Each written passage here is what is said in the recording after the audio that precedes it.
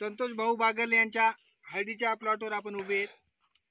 तर यांनी आपल्या पूर्ण 2024-25 या आर्थिक वर्षामध्ये हळदीसाठी आपल्याकडून नियोजन घेतलं होतं. तर त्यांना विक्रमी असं उत्पादन झालेलं आहे.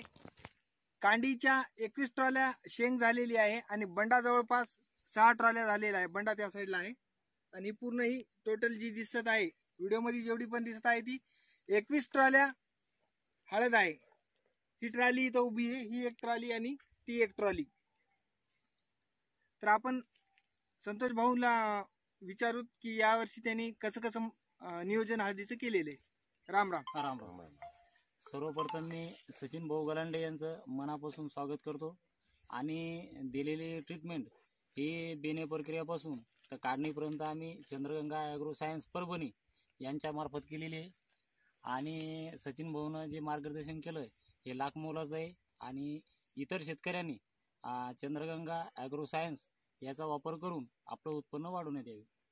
बरं, याच्यापूर्वी तुम्ही जे खताचं नियोजन करत होते हो, ते खताचं नियोजन कुठल्या पद्धतीत करत होते? आम्ही साधं सुपर फॉस्फेट DAP या खताचा वापर करून उत्पन्न जास्त होत नव्हतं. वॉटर सोल्युबल देत होतो, पण सचिन भाऊच्या मार्गदर्शनाखाली आम्ही वॉटर सोल्युबल बंद केलं आणि त्यांच्या मार्गदर्शनाखाली सर्व उत्पन्न आमचं चांगलं निघालेलं आहे.